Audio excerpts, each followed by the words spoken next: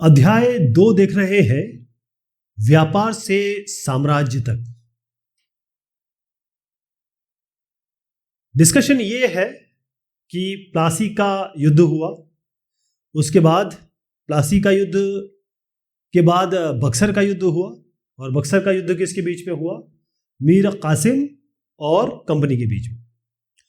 तो कंपनी के नवाब के बारे में हमने बात की। नवाब मतलब जो कंपनी के अफसरान यहां से पैसा कमा के यूके ब्रिटेन जाते थे और वहां पर बड़ी अच्छी जिंदगी जीते थे, तो वहां के जो लोग थे वो इनको कहते थे नवाब, क्योंकि नवाब तो नहीं बोल पाते थे, वो नवाब नहीं बोल पाते थे तो वो नवाब कहते थे।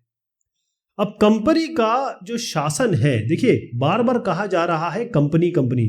ब्रिटिश और कंपनी में थोड़ा सा अंतर समझिएगा कि यहां पर कंपनी का शासन बढ़ा और किस तरीके से बैकग्राउंड में ब्रिटिश शासन स्थापित हुआ, आप हौले हौले इसको देखेंगे। अगर मैं एक रेंज की बात करूं तो 1757 और 1857 इसमें बहुत सारी चीजें हुई।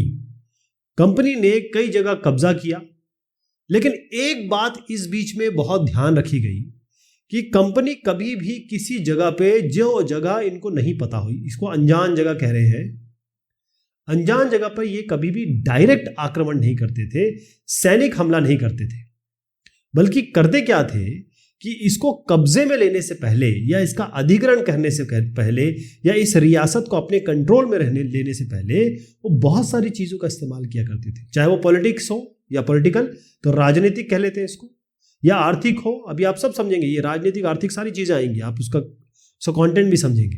अभी आप ये समझ लीजिए कि जो तरीके वो अपनाते थे उसमें राजनीतिक तरीके हो गए, आर्थिक तरीके हो गए और कूटनीतिक तरीके हो गए, जिसको हम डिप्लोमेसी कहते हैं। राजनीतिक यानी कि पॉलिटिक्स, आर्थिक मतलब पैसा, और कूटनीतिक मतलब ये है कि चाल चलना, कूटनीति, डिप्लोमेसी, किस तरीके से बात की जाए, किस तरीके से चीजों को अमल में लाया जाए। तो जैसे मैं आपको पहले भी बता रहा था कि जो बक्सर की लड़ाई हुई 1764 की बात है, उसके बाद क्या हुआ कि कंपनी ने एक नया काम किया। जो भारतीय रियासत है, जैसे भारतीय रियासत है, यहां पर एक आदमी को तैनात कर दिया, और इनका आदमी था, ये किसका? ईस्ट इंडिया कंपनी का आदमी था। और ये जो आदमी था इसको कहा गया रेजिडेंट। क्या कहेंगे? आपको पता है, आप जो डॉक्टर्स होते हैं, जब वो एमबीबीएस वगैरह कर लेते हैं, तो उनको सीनियर रेसिडेंट और जूनियर रेसिडेंट इस तरीके से, वो एमडी करने से पहले या फिर एमडी करते हुए वो अस्पताल में नौकरी करते हैं और वो वहीं पे रहते हैं। इसी को, इसको रेसिडेंट कहा जा रहा है। तो ये रेसिडेंट उस तरीके से आप जरा लिंक करिएगा। रेसिडेंट तैनात कर दिया, लेकिन ये रेसिडेंट था कौन? अगर आपके घर के अंदर, ये आपका घर है, आप रहते हो माँ बाप के साथ, अपने भाई बहनों के साथ, यहां पर एक आदमी आपके साथ आपके बेडरूम में आके बैठ गया, आपके ड्राइंग रूम में आके बैठ गया, तो इसको तो सब पता है क्या हो रहा है। ये अपनी बात भी कहेगा, जो भी आप कह रहे हैं उसके बीच में ये अपनी राय भी देगा। तो रेजिडेंट के माध्यम से, इसी आदमी के माध्यम से, इसी रेसिडेंट के माध्यम से बेसिकली इसका काम क्या था? इसका काम था ईस्ट इंडिया कंपनी के हितों की रक्षा करना। ये कंपनी की चीजें सही हो, मतलब ऐसा कुछ यहां पर ना हो जाए कि कंपनी को प्रॉब्लम आ जाए, कंपनी के व्यापार में, कंपनी के पैसे में, कंपनी का जो भी उसको इनपुट मिल रहा है, कंपनी को जो भी फायदा हो रहा है, उसमें कहीं नुकसान ना हो जाए। एक तरीके से आप समझ लीजिए कि रेजिडेंट के माध्यम से कंपनी ही दखल दे रही है इन रियासतों में, इन अलग अलग प्रांतों में। क्लियर? जैसे एग्जांपल देता हूं मैं, भाई इस जगह का अगला राजा कौन होने वाला है, ये कंपनी तय करेगी, या कहें कि रेजिडेंट तय करेगा। कौन से पद पे भाई इस मंत्री को क्या बनाया जाए, लेखाकार किसको बनाया जाए, या फिर सेनापति किसको बनाया जाए, ये सारी चीजें, किस पद पे किसको बिठाना है, किसको निकालना है, किसको हटाना है, ये सारे काम कौन करते थे? कंपनी के माध्यम से ये रेसिडेंट साहब किया करते थे। ओके? कंपनी ये चाहती थी, ये करना चाहती थी कि किसी तरीके से इस जगह पे कंट्रोल रहे। एक और चीज की कंपनी ने, कई बार वो क्या करते थे, एक सहायक संधि, बहुत इंपॉर्टेंट है, सहायक संधि क्या हुई? ये सहायक संधि थोप देते थे इन प्रांतों पे। इसका मतलब ये था कि ये जो प्रांत है, ये जो जगह है, ये जो रियासत है, किसी मिल्कियत है किसी की, ये अपनी सेनाएं नहीं रख सकती, ये अपनी कोई सेनाएं नहीं रख सकती, बल्कि सहायक संधि ये कहती थी, या इन्होंने जो बनाया सहायक संधि, कि भाई हम आपको सेना देंगे या आपको प्रोटेक्शन देंगे, सेना नहीं प्रोटेक्शन देंगे, यानी हम सुरक्षा देंगे आपको, और इस सुरक्षा के बदले में आपको हमें देना पड़ेगा, क्योंकि हम आपको सेना, जो सहायक सेना दे रहे हैं, बेसिकली ये एक सहायक सेना प्रोवाइड करेंगे जो आपकी सुरक्षा करेगी बाकी लोगों से, और कंपनी का आपको पैसा देना पड़ेगा, यानी कि आपको एक रकम अदा करनी होगी। फिर से समझ लीजिएगा, सहायक संधि एक ऐसी संधि है जिसमें जो रियासत है वो अपनी सेनाएं नहीं रख सकती, जो कंपनी है वो सहायक सेना देगी, और उस सहायक सेना की जितनी भी रकम होगी उसको, उसके रख रखाव की एक जो तय कर ली जाती थी, वो उसको देना पड़ता था।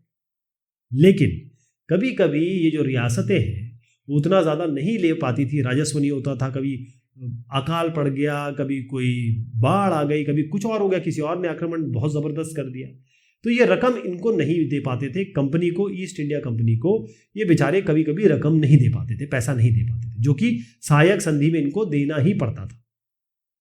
ठीक है, तो अगर ये पैसा नहीं दे पाते थे तो जुर्माने के तहत, पेनल्टी के तहत ये क्या करते थे, एक पार्ट इनका ले लेते, मतलब ये जो पार्ट है ना, लाइए हमें दे दीजिए, एक जगह, ये मतलब कुछ इलाका अपने कब्जे में कंपनी ले लेती थी।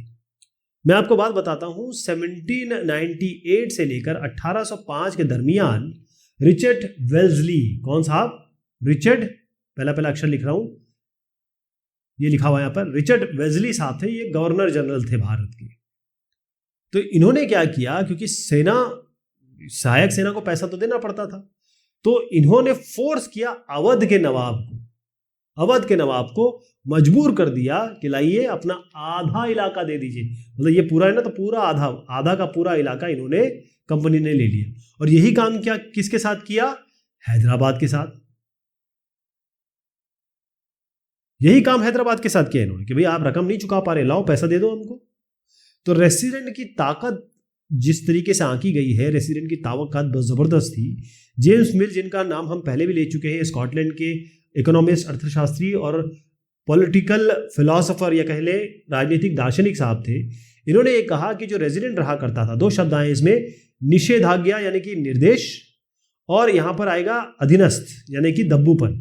बेसिकली ये जो रेजिडेंट था ये अपने सारे काम करता था कंपनी के नाम पे, निर्देश कंपनी से आते थे, और ये दब्बू बना के रखता था जो बाकी लोग हैं, जो रियासत के लोग हैं। ठीक, अगर राजा दब्बू है, अधीनस्थ है, अपना काम ठीक से कर रहा है, तो कंपनी को भी कोई दिक्कत नहीं होती थी। लेकिन अगर राजा कोई ऐसा काम करता था जिससे कोई टकराव की स्थिति पैदा होती थी, तो रेजिडेंट इसका भी इलाज करता था। क्लियर है? अब मैं आपको एक जरा चित्र दिखाता हूं, आप खुद समझ पाएंगे कि यहां पर आप देखें कि ये नवाब शुजाउद्दौला है, इनके बारे में हम पहले ही बात कर चुके हैं। ये ब्रिटिश रेसिडेंट है, ये जो आप देख रहे हैं ना, ये ब्रिटिश रेसिडेंट है। बक्सर की लड़ाई के बाद जो शुजाउद्दौला है, इनके बहुत सारे अधिकार तो इन्होंने छीन ही लिए थे बक्सर के बाद, और फिर भी अगर यहां पर देखें तो शानो शौकत तो बरकरार रही इनकी, और ये इनके बेटे खड़े हैं और ये खड़े हैं, तो ये सब तो काम चलता ही रहा। ये साहब है टीपू सुल्तान। कौन साहब है? टीपू सुल्तान। ये है शेर मैसूर। कौन साहब है? शेर मैसूर, टीपू सुल्तान। इनका नाम हमारे हिंदुस्तान के हिस्ट्री में, इतिहास में बहुत बड़ा नाम है, दर्ज होता है। तो हमने ये बात कर ली, अब मैं आ रहा हूं टीपू सुल्तान पे। अब आप समझिएगा कि टीपू सुल्तान के साथ कैसा हुआ, क्या हुआ, कौन थे ये साहब। पहले मैं थोड़ा सा बेस बताता हूं आपको। बेस ये है कि मैंने आपको पहले बताया था, कंपनी पहले तो बचती थी, पहले ये नहीं चाहती थी कि भाई सत्ता पे कब्जा करें, लोगों को बिठा दिया जाए जो इनके काम करने लगे, ठीक है भाई। लेकिन धीरे धीरे क्या हुआ, इन्होंने ये सहायक सेना, सहायक संधि करने लग गए। लेकिन अब ऐसा मौका आ गया, क्योंकि इनके राजनीतिक, क्योंकि बेसिक तो पैसा था, आर्थिक, राजनीतिक और आर्थिक अगर हित जो कंपनी के थे, वहां पर उनको कभी भी खतरा दिखाई देता था। उनको लगता था कि अगर हम ये ना करें तो हमें हटा दिया जाएगा या हमें बहुत बड़ा नुकसान आ जाएगा। तो कंपनी ने इस बात से भी गुरेज नहीं किया, इस बात से भी ये पीछे नहीं हटे कि ये सैनिक टकराव करें, यानी अब ये बिल्कुल तैयार थे सैनिक टकराव के लिए, यानी कि अब आर पार की लड़ाई करने को भी ये तैयार थे। तो मैं बात कर रहा हूं टीपू सुल्तान की, मैं बात कर रहा हूं हैदर अली की। तो हैदर अली, ये जो साहब है इनका नाम है हैदर अली, यहां पर आप क्लियर देख रहे हैं, ये है हैदर अली और ये है टीपू, टीपू सुल्तान, यहां कर दें टी इधर से, ये है टीपू सुल्तान, ठीक है। तो जो हैदर अली है, हैदर अली जो पहले इनके फादर है, ठीक, टीपू सुल्तान के पिताजी हैं हैदर अली। तो हैदर अली का जो समय रहा वो रहा 1761 से लेकर 1782, और इनके जो बेटे, बहुत विख्यात, बहुत बड़ा नाम है ये, जैसे मैं आपको बार बार बता रहा हूं, ये है टीपू सुल्तान, ये रहे 1782 से लेकर 1799। अब ये इतने पावरफुल लेक थे, इसके कारण जो मैसूर है आज बड़ा खूबसूरत, बहुत ही बड़ा खूबसूरत शहर है ये, बहुत खास शहर है ये, इनके राज में मैसूर हो गया बहुत स्ट्रांग। अगर हम हिंदुस्तान का इस तरीके से नक्शा देखें तो ये है आपका मालाबार तट और ये है कोरोमंडल तट, ठीक है। तो क्योंकि मैं ये आप समझ लीजिए कर्नाटक का इलाका समझ लीजिए, तो मालाबार तट में जो यहां पर जितना भी व्यापार होता था, जितने भी व्यापार हो रहा था, वो किसके अंडर में था? मैसूर रियासत के अंडर में था। बहुत बड़ा इलाका मैसूर इनके रियासत के अंडर में आता था। और यहां से कंपनी क्या करती थी? यहां से कंपनी ट्रेड करिए किस चीज का? काली मिर्च का, यानी कि ब्लैक डायमंड, काला सोना, सोना क्या हुआ? गोल्ड, ब्लैक गोल्ड, मतलब डायमंड और गोल्ड की संज्ञा दी जाती थी इसको, काला सोना। और इलायची यहां खरीद फरोख्त करती थी कंपनी, ठीक, यहां से इनका ये व्यापार होता था। अब हुआ ये कि इसके दरमियान 1785 की बात समझिए आप, 1785 में टीपू सुल्तान ने क्या किया? उन्होंने कहा ऐसा है कि हमारे जो बंदरगाह, यानी हमारे जो पोर्ट है जहां से शिप आ रहे हैं जा रहे हैं, वहां पर चंदन की लकड़ी, काली मिर्च और इलायची, इसका जो निर्यात हो रहा था, जो बाहर जा रहा था, एक्सपोर्ट हो रहा था, उसको कर दिया बंद। उन्होंने कहा साहब अब ये नहीं होगा। पहली चीज तो ये होगी। दूसरा यहां था कि यहाँ के जो लोग थे, जो इनके रियासत में लोग थे, और भी लोग थे जो कंपनी के साथ, ईस्ट इंडिया कंपनी के साथ व्यापार किया करते थे, उनको भी इन्होंने कहा कि आप अब इस कंपनी के साथ व्यापार नहीं करोगे। ये दो काम इन्होंने कहे। इसके अलावा एक और चीज की इन्होंने, क्योंकि ये तो इंग्लिश की बात कर रहा हूं, ब्रिटिशर्स की बात कर रहा हूं, और यहां पर फ्रेंच भी थे, तो इन्होंने क्या किया? ये जो फ्रेंच के लोग हैं, फ्रांसीसी व्यापारी है, उनके साथ इन्होंने घनिष्ठ संबंध बनाए, बहुत दोस्ती यारी की, और फिर इनकी जो सेना है उसका आधुनिकीकरण, यानी उसको और थोड़ा सा सोफिस्टिकेट बनाया। तो अब देखें उस जमाने में इन्होंने बड़ा गोला बारूद या फिर कहें कि तोपों का इस्तेमाल किया, मतलब बहुत जबरदस्त टक्कर ली इन्होंने अंग्रेजों से। अभी बताऊंगा कैसे टक्कर ली। पहली चीज तो ये कि फ्रांसीसियों के साथ मिलकर इन्होंने जबरदस्त अपने आप को बढ़ाया, और कंपनी के हितों की अब रक्षा नहीं हो रही थी। मैंने आपको पहले क्या बताया था, जहां पर इनकी राजनीतिक और आर्थिक दिक्कत आती थी या उसमें कहीं इनको अड़ंगा लगता था, तो फिर ये सीधा सैनिक टकरावट करते थे, इसमें सैनिक भेज के लड़ाई झगड़ा बस। लेकिन इन्होंने, टीपू सुल्तान ने सिचुएशन ऐसी कर दी कि कंपनी को लगा कि अब तो कुछ करना चाहिए। ओके, तो यहां पर अंग्रेज हो गए आग बबूला, बिल्कुल गुस्सा हो गया अंग्रेज। वो ये मानते थे कि ये जो दोनों साहब, मैंने हैदर अली और टीपू सुल्तान का नाम लिया, ये दोनों के दोनों बहुत ही ज्यादा घमंडी है, खतरनाक है, इनको नियंत्रण करना है, इनको हमको कुचलना है, मैसूर की रियासत को कुचलना है। तो ये इतना आसान तो था नहीं। तो मैसूर के साथ, यानी ये मैसूर है और ये ईस्ट इंडिया कंपनी है, इनके साथ इनके 4 लड़ाइयां हुई, एक में काम नहीं बना। 1767 से 69 पहली लड़ाई, 4 बार जंग हुई, लड़ाई हुई। 1780 से लेकर 84 तक, कितनी लंबी खींची, 1790 से लेकर 92 तक, और 1799, बस ये जो है ना, ये जो आखिरी लड़ाई थी, इस लड़ाई में, अच्छा, इनकी राजधानी जो थी टीपू सुल्तान की, वो थी श्रीरंगपट्टनम। क्या थी? श्रीरंगपट्टनम। मैं लिखता हूं, बड़े इंपॉर्टेंट है, इसको याद रखना है आपको। श्रीरंगपट्टनम, ठीक है, श्रीरंगपट्टनम। तो श्रीरंगपट्टना जो था वो इनकी राजधानी थी टीपू सुल्तान की। अब यहां पर 1799 में ईस्ट इंडिया कंपनी को मिल गई सफलता, ये इन्होंने हरा दी। और टीपू सुल्तान बेचारे अपनी श्रीरंगापट्टनम को बचाते बचाते ये मारे गए। तो अब मैसूर का जो राजकाज है वो किसको सौंपा गया? मैसूर पे पहले से काबिज जो थे वो थे वोडियार, जो इसके पहले थे हुआ करते थे। फिर हैदर अली टीपू सुल्तान आए। तो जो वोडियार एक राजवंश है, उन्हीं को दोबारा ईस्ट इंडिया कंपनी ने जो मैसूर की बागडोर इनके हाथ में दे दी। और फिर उसके बाद क्या किया, ये आपको पता है क्या करते थे, जो भी रियासत है उसके साथ सहायक संधि थोप देते थे उनके। तो अब वोडियार पे इन्होंने सहायक संधि थोप दी।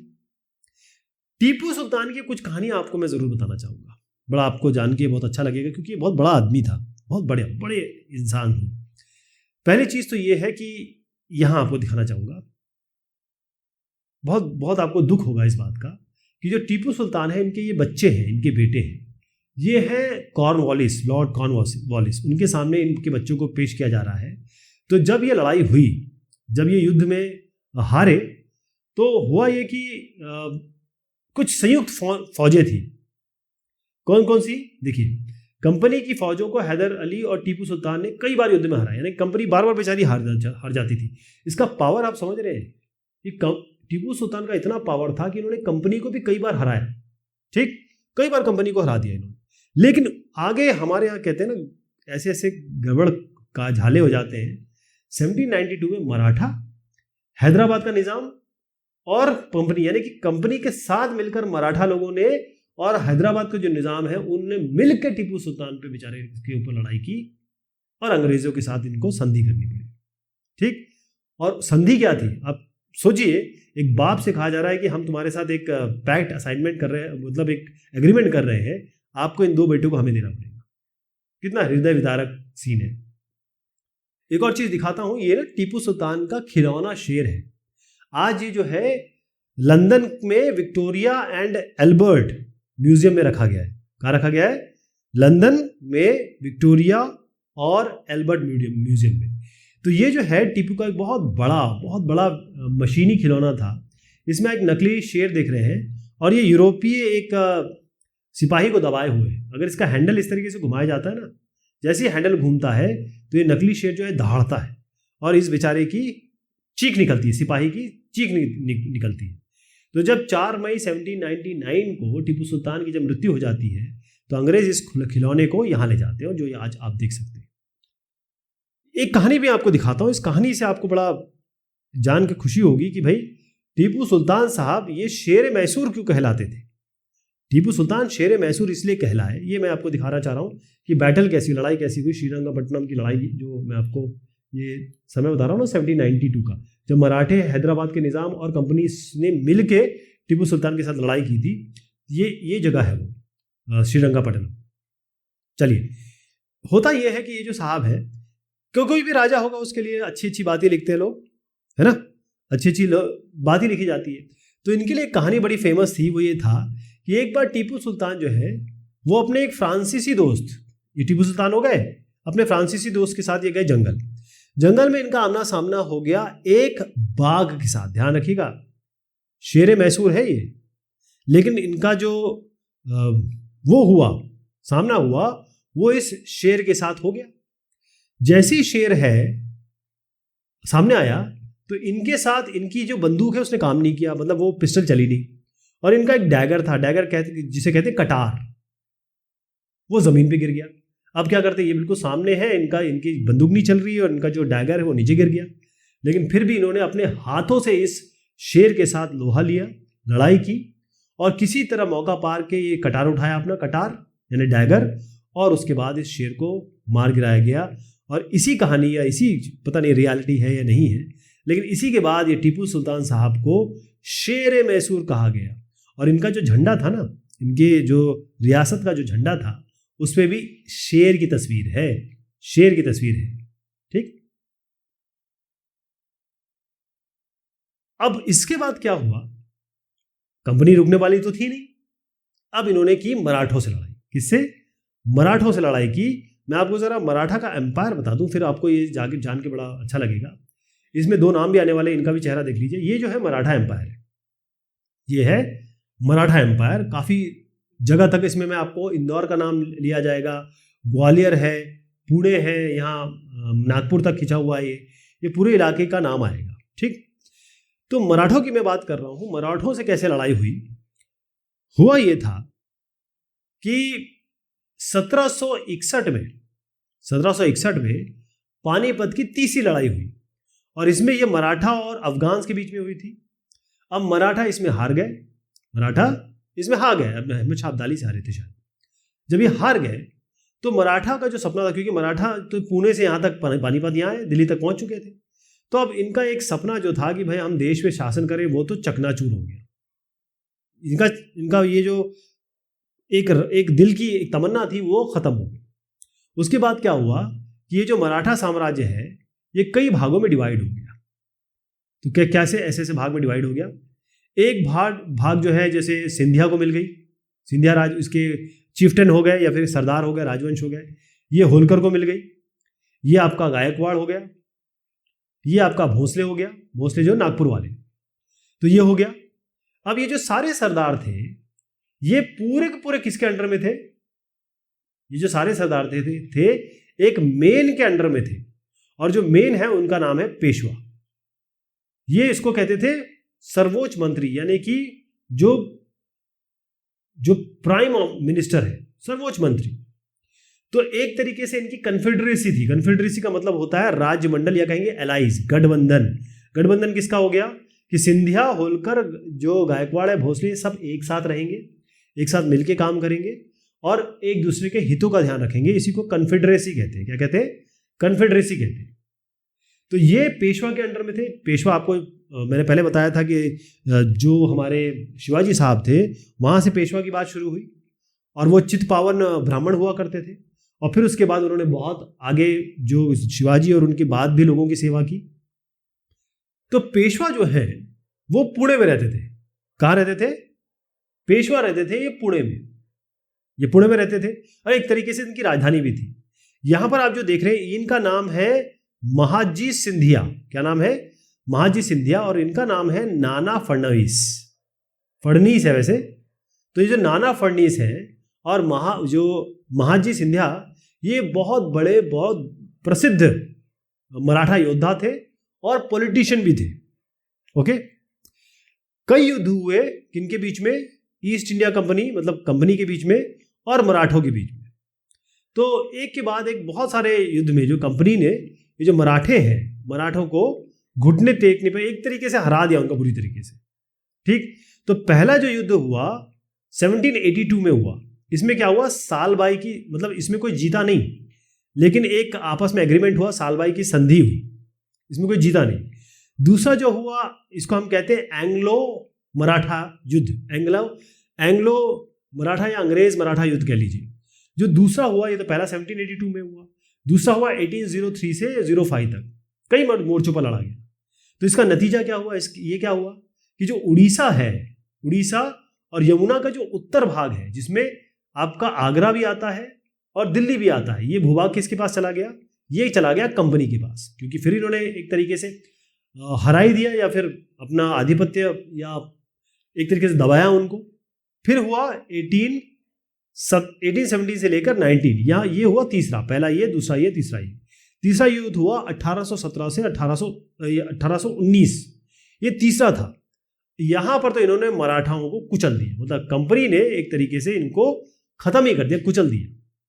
इन्होंने क्या किया? पुणे से उठाया इनको, और यहाँ पर एक कानपुर के पास एक जगह है, मैं इधर दिखाता हूं आपको, यहां से उठाया और कानपुर के पास एक जगह है बिठूर, वहां पर जाके इनको भेज दिया। बोला कि तुम एक काम करो, पेंशन लो और टेंशन मत लो, पेंशन लो और वहां जाके बैठो।